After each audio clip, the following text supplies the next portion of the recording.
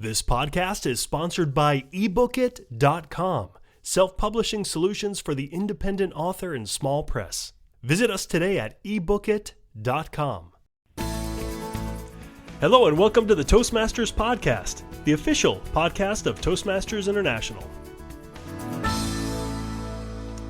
Hello everybody, welcome back to the Toastmasters podcast. My name is Bo Bennett. And I'm Ryan Levesque. We got a great show for you today. Ryan, why don't you tell them who we will be speaking with? Sure. We're speaking today with Ms. Ellen M. Kozak. Ms. Kozak is a Milwaukee-based copyright, publishing, and media lawyer. She's the author of numerous articles. Her books include Every Writer's Guide to Copyright and Publishing Law and the prize-winning From Pen to Print, The Secrets of Getting Published Successfully, both published by Henry Holt and Company.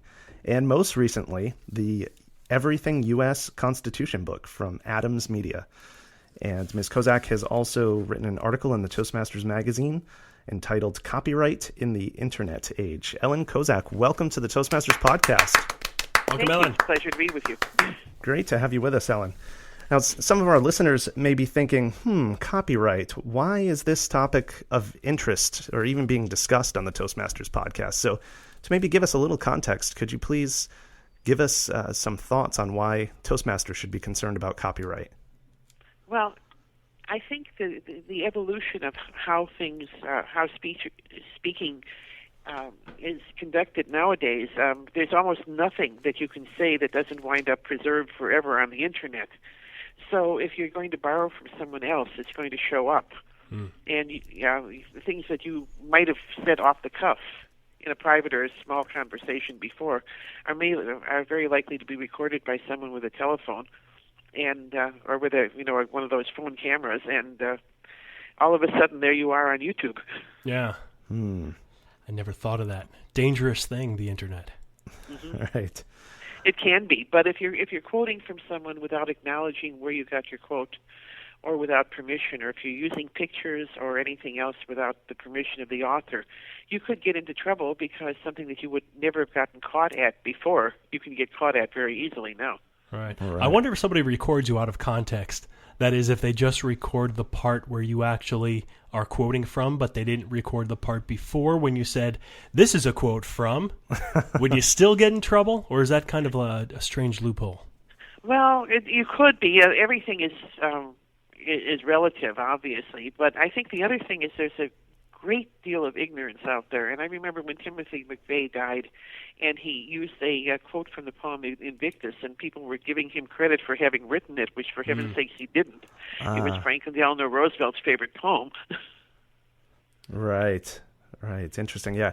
I know Bo and I both have a lot of kind of little, well, what about this situation things we want to ask you about. But maybe just to give a little bit more context for us. I know, as I said, you're based in Milwaukee. You're a lawyer here in the United States. And my understanding is that your practice is focusing on copyright here in the U.S. But I know that this information will have an interest to our international audience outside the United States. So could you maybe just touch on how this information will help our international listeners? Well, most copyrights are covered by the Berne Convention, which in most countries in the world are signatory to the Berne Convention. So chances are, even though your own country's laws may seem somewhat different from American copyright law, basic copyright law follows the Berne principles. And in that respect, the copyright belongs to the author of a work. In fact, many Berne countries have greater protections than the United States does. How realistic is this, though, if there is some kind of violation? Let's say I wrote something original, somebody in Uzbekistan copied it. What can I do? Well, you can always bring a lawsuit if you have the money and go to World Intellectual Property Organization, and this is another thing that you can do. But mostly, you write them a letter and say, "Please stop." Mm-hmm. The thing is that what you don't want, if someone's borrowing your work, it can be an annoyance, it can be a real problem, and if it gets to be really aggravated, you can bring a lawsuit. But if somebody catches you borrowing somebody else's work, it's your reputation on the line. Okay. And if you are the one who is known for having borrowed without giving attribution, you just lose your reputation. Right, right. And you're not in Uzbekistan. Right, exactly. It might not be as bad as you actually getting sued, but losing your reputation could be even worse in some cases for some people. Well, if it's clear that you're borrowing without giving acknowledgement or something Right. of that sort and using other people's work, you've seen this happen where there are a lot of lawsuits. Now, some of them are unfounded, but where somebody has a best-selling book and people come out of the woodwork and say, I did all the research for this and this was my writing and I never signed it over and they're not giving me credit. Oh, right. Now, if someone does find themselves in a situation where they've, let's say, inadvertently violated someone else's copyright, would the copyright holder, I know each case is different from case to case, but generally, would the copyright holder go right to a lawsuit, or would they maybe They usually do some write kind a of cease and desist? letter. Okay. But the problem is that you don't inadvertently steal from someone else. You know if you're plagiarizing. Now, some things obviously have become part of the language, and if you use a quote from the Bible or from Shakespeare, chances are you don't even have to attribute it because people are aware of where it's come from. Right. If you say something like "in the beginning," obviously it comes from Genesis. Right. Well, how But about... I guess what I'm suggesting is that if you're going to be using someone else's work, it's just as easy to say as Charles Dickens once said, "It was the best of times, it was the worst of times." If something is original with you and it doesn't have another source, then you can own your own copyright in it, and you don't have to do a copyright search if you think you wrote it for yourself. But if something is out there and it's in public, and it's been heard like on the radio. I'm thinking in terms of like the song "Born This Way." I mean, everybody has heard that song. Right. And it's very hard not to have heard, Lady Gaga at some point or another. So it would be very difficult for you to say, "Oh, well, I just assumed that I'd written it." Right. And there are things that are out there, but you have to prove. In other words, you have for there to be a copyright infringement, and copyright is different from plagiarism, but for there to be a copyright infringement, you have to have had access to the original work and have used it without permission. Of course, if the work is quite old, then you wouldn't need permission. If it's usually the life of the author plus 70 years, give or take, depending on what country you're in. But so if something's over 100 years old or over 150 years old, you don't have to get permission because it is in the public domain. But that goes back to the attribution, because obviously you don't want to be using it as though it were original. You want to give acknowledgement to Charles Dickens or Shakespeare or whomever else. Right. Right. It's funny that you mentioned "Born This Way" because it wasn't there some kind of, I don't know if it was an official lawsuit, but some kind of controversy because that song does sound a lot like one of Madonna's songs. And that brings up an interesting question. It's at what point, and I think you mentioned this before, it's all relative kind of, at what point is it actually copyright if it sounds very much like something else but isn't exactly? That's not the test. If it's original with you, right, and you haven't seen or heard the work that ostensibly is being copied. I mean, if you've written a song, right, and you have never published it, you've never played it for anyone, and the most that you've ever done is sort of, tinkered around with it on your home piano, and someone else, like Madonna or someone comes out with a song that sounds very much like it, clearly she hasn't had access to your song, so she didn't copy you. So but if your song was actually out on the radio and got some play for 6 months internationally, and perhaps is on YouTube, then you might be able to make an argument that there was access. The test for copyright infringement is access plus substantial similarity. And what is substantial similarity? That's a good question. It's always relative. Okay. Huh. So I guess one thing I'm getting out of this is if someone copies, I'm going to say copies, if somebody produces originally an idea. No, copyright doesn't apply to ideas. Right. It That's applies more to the intellectual property. expression of ideas. Copyright is all in how you express it. The thing is that copyright is not just words or music. It also includes pictures and photographs and cartoons and things of that sort. So if, for example, you see a cartoon and you think this would be a great thing to put up on the board during one of your speeches, you may have a problem with that because the cartoon belongs to whoever is the copyright holder. Right. I think a lot of people, maybe as they're spicing up their PowerPoint slides, think, oh, I'll just go to Google, I'll search on the images tab and may not even have any thought that they're doing anything wrong by using images on the internet. It's the internet. It's free, right? Right. Well, not really. Exactly. And this is one of the other things is if you pick up pick up a cartoon from someone else and put it up in your presentation, even with attribution, as I said, somebody could come along with their iPhone and take a picture of your speech incorporating that photograph or that cartoon, and then put that up on YouTube, which again is a violation perhaps of your copyright, but you are caught red-handed, using someone else's copyright. Right. Yeah. Well, let's play with that example for a second. Let's say somebody in their Toastmasters club does a speech, another member of the club videotapes it, and they have used a cartoon on one of their slides that's copywritten without permission. Copyrighted, thank you. Without permission or attribution. From a plaintiff's point of view, what harm or damage has been done to them as a result of their cartoon appearing in this person's speech on YouTube? Well, and a lot of it depends. I mean, you have the value in something because you can resell it. So if, for example, you've done a cartoon for the New Yorker and then they decide to put it onto T-shirts, you will get extra money for the fact that it's on T-shirts. And if someone decides that your cartoon is so amusing that perhaps it should be animated, then it has whole new life as a basis for an animation.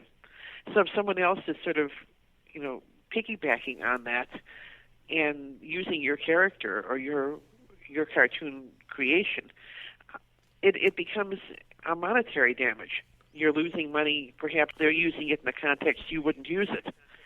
What comes to mind is there was once, and the lawsuit was actually brought by Charles Schultz, there was once a cartoon used, someone decided to draw a pregnant Lucy from Peanuts as part of an advertisement for a birth control clinic in Madison, Wisconsin, I believe it was. And let me tell you how fast they stopped that, because it reflected poorly on what the Peanuts characters were, even if they had been sympathetic to this particular birth control clinic. Right. Lucy being pregnant was not what they wanted to show as part of the Charles Schultz family. Right. That's a great point. In fact, one of the points I wanted to ask you about is if there was more room in the realm of like satire, parody, impersonation. Well, there is, but it has to be satire of, this is where people don't understand that, parody of the actual characters. If you found that, Kermit the Frog was somebody that you wanted to parody because you thought that the Muppets were perhaps too saccharine or something like that, which I don't think they are, but I'm just saying if that's what you thought, then you could do a parody, and you would have to, of course, incorporate something that was Kermit or Kermit-like in order to do it. But if you were using Kermit the Frog to satirize the governor of your state, that doesn't hold, because it's not a parody of Kermit; it's a parody of something else, and then you're using that character without permission. Gotcha. Yeah. So it's a very subtle kind of a line, but where you can use parody is not where you think you can. Right. Well, what would you say, Ellen, to a Toastmaster who's thinking, I'm going to give my speech. Yeah, I've got, let's say, some images or maybe an extended quote from someone else that they're going to incorporate into their speech, and they think, well, this is for an educational use. It's in a Toastmasters club. It's a nonprofit organization. I'm sure a lot of those things don't necessarily mean anything. So how would you counsel them? Those are not exemptions. If it's in the public domain, if it's a poem from John Dryden from 400 years ago or something, you can probably use it as long as you give the quote. If it's something from a contemporary poet like Richard Wilbur, you would have to get permission probably to use it, and chances are the permission would be given to you. The danger, as I said, nowadays is with the Internet, because where you used to be able to get up and give a speech before 30 or 40 people and it would go no further than that one presentation, it now could wind up on the Internet or being recorded in the archives of the Toastmaster group forever and ever. And, as I said, everything seems to be forever nowadays. Yeah. Another example that occurred to me was someone maybe doing a play on Martin Luther King's speech. Now, my guess, I don't know if you know this off the top of my head, but my guess it was fewer than 70 years ago that Martin Luther King passed away. So I'm assuming there's a copyright. Not more than 70 years ago. Right. So I'm assuming there's a copyright. The copyright is not only there, but it has been protected. Okay. And the family has actually asserted protection over the "I Have a Dream" speech, for example. Okay. Now that actually antedates the current law, which is now life plus 70 years. So that the law at that point was is now reaches 95 years, but you're still within the 95-year protection period. Okay. And they have actually brought suits against people. Oh, they have. Uh-huh. Oh, yes, they have. Okay. As I was thinking of maybe a concept of a district governor or maybe a president of a Toastmasters club giving their own version of a "I Have a Dream" speech, which is their dream for their Toastmasters district or club. And if everybody clearly would know it's a nod to Martin Luther King's. Well, it becomes a derivative speech. Work at that point, and that's the question. Is one of the things that is reserved to the owner of a copyright is the right to prepare derivative works based on the original work. Derivative works are anything that derives from it, so it could be speech using the same pattern. It could also be when you have a derivative work. If you have, I think one of my favorite examples of a derivative work is that there was a novel that the movie MASH was based on, and based on that novel, there was a movie of MASH. Then there was a television series of MASH. Then there was a spin-off television series of After MASH. And then there were all those T-shirts that said 407 7th that were all derivative works. That's merchandising rights that comes out of the television series that comes out of the novel. So all of that is variations on a derivative work. And how far-reaching a derivative work can be depends on what you can do with it. If something becomes a hit, I hate to think at this point, what the merchandising rights are for the Twilight series, for example. I'm sure that you could probably buy official Twilight fangs. I'm not sure. Right. Yeah, it was kind of interesting that you mentioned Twilight as well. When I was in Italy just last year, there were movies that were complete and total knockoffs of Twilight with the same guy and girl vampire, but they looked a little bit different. And I immediately saw that and said, this has to, and they were selling them at gas stations, by the way. So I figured there has to be some kind of underground thing going on there, because that can't be. But you know what? I think Twilight is derivative, because there was once a series called Buffy the Vampire Slayer. Oh yeah. Where Buffy was in love with Angel, and Angel was a vampire who was reformed. Mm-hmm. So think about it. I mean, I think Twilight may be a ripoff.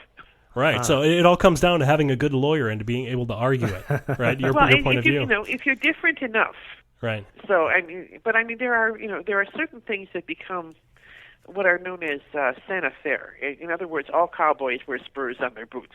Uh-huh. And so if you want to sit there and say, "Well, I invented the idea that cowboys wear spurs," well, I don't think you could really, say something like that and keep someone from using it. Sure. If somebody's wearing a 10-gallon hat and he lives in Texas, and I think you would just sort of assume that this is sort of an iconic figure that anybody would copy. On the other hand, and there's also the variation of a Ramona Clef, which is something that is based on real life. You have to be very careful when you get into these, though, as how far you're stepping into other territory. And again, there are other rights besides copyright. There is plagiarism when you're not really violating a copyright necessarily, or perhaps you are, but you're not attributing your source, so that you're using someone else's work and pretending it's yours, or giving the impression that it might be yours. Sure. There's also the idea of invasion of privacy. If you tell a story that is pretty much based on your neighbor's life and it's recognizable, you may be invading their privacy. Yeah. If you distort the story and make it look like your neighbor murdered his wife when he didn't, you could be open to defamation suits. So there are all different items. Also, there are certain things that are protected by trademark. And trademark is another area of law that is international, and there are marks that are known as famous marks. And for example, Mickey Mouse has become a famous mark. And let me tell you, the Disney studios do come down very hard on people who do parodies of Mickey Mouse, or who use Mickey Mouse in advertising for something that is not affiliated with Disney. And I can see why they would. They once prevented a nursery school from putting up pictures of Mickey Mouse on the outside of their walls. But what if this was a nursery school that was doing, molesting the children? You wouldn't want anybody to think that Disney was in any way, shape, or form affiliated with them. So you can understand why they would be protecting their trademark. Yeah, absolutely. Right. Geez, you're really scaring me here. It sounds like I just want to shut up and stay in my office and not communicate with anybody. Should I feel that way, or are you just kind really. I think it's just a matter of honor. If you know that what you're creating is original with you, if you want to borrow from others, if you ask permission before you do it, you can probably get the permission. Right. You might have to pay. You might not have to pay. It depends on what the context is. And some people say, "Oh, go ahead, go right ahead and do it." This leads us into the area for perhaps of fandom, where, as an homage to certain things that become very popular, people who really like that, for let's say it's Star Trek or Star Wars or anything of the sort, will create their own Star Trek or Star Wars stories. And how far the studio will let you go with your own fanish stories that are distributed perhaps among just a few fans or even more than a few is a good question. Right. One of the things that kept Star Trek going during the hiatus between the television series being on the air and the first Star Trek movie was the fact that the fans had conventions and did their own fan writing because there was no more Star Trek except the 99 episodes, or maybe 69. I can't remember how many episodes there actually were. And so Gene Roddenberry always said that the fan support was the lifeblood of the movement. But nowadays, with everything out there, people want to control these things, and I think perhaps rightly so. It sort of depends on what you're doing and how people feel about it. When Star Wars first came out, Lucasfilms seemed to be very inconsistent with what they were preventing people from doing, and it turned out that some of the stories that they were getting the cease and desist letters were the stories that had Luke and Leia having a romance, but people didn't know until the second movie came out that they were brother and sister. Interesting. The Lucasfilms knew it was going to happen, but nobody else knew. Right. Yeah. Wow. So you would get a letter saying no cease and desist, and somebody else would have written the story and wouldn't get that letter, and no one could figure out why. Right. It was slightly inconsistent, but they had their reasons for it. Right. And if you get it, and again, you're dealing with a 500-pound gorilla. If you get a letter from somebody like Disney or Lucasfilms and they say cease and desist, you'd better, because they're bigger than you are. Sure. Right. Sure. Right. They'll crush you in an instant. They don't Well, care. not so much that, but you really don't want to take on fighting them in court. No, you wouldn't win. Even with Ellen Kozak on your side. Ellen, this has been great. This is a great article. I think many Toastmasters will find this information very helpful. Again, I hope that they don't get a little bit too scared, kind of like I'm feeling. I think that... Well, you shouldn't. You should be able to use things. Just right. If you went, and I'm sure anyone who has been through a university knows that you always attribute where your sources are. Sure. Yeah. And if you cite your sources, you don't have a problem. And if things have become part of the language to such an extent that that everyone will know that you're borrowing from it, then you don't have a problem with it.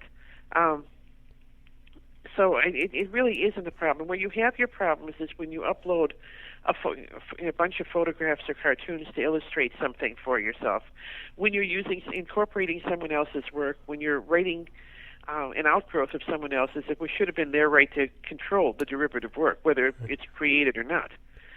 Then you could have a problem. But essentially, you don't really have a problem for the most part if you're just conscientious about attributing where you get your source material. That's clear enough for me. I can see Bo relaxing right before my eyes here, Ellen. So why don't you tell us quickly about your book? Which book? The copyright book? Which one would you like to tell us about? Well, that's a good question.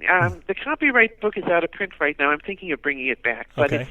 it's still available on the internet if you get the third edition, and it's pretty much up to date, except that the fees have changed a little bit, and you can now register copyrights online. Okay. The Constitution book is the most recent book that I did, and I did it last year, and it is what I hoped it would be, because I've gotten some reviews back that said this, that it's a very neutral book that very much explains how the Constitution works and what it is. And there's an awful lot of people who think they know what's in the Constitution who really don't. And the point of this book was to make it easy for people to understand the Constitution. Right. All right. Well, this sounds great. Thank you so much for being with us. We really appreciate it. You have great information, and I'm sure all Toastmasters all around the world will appreciate and use this information. So thank you very much for joining us. Thank you, Ellen. Thank you. Bye-bye. Bye.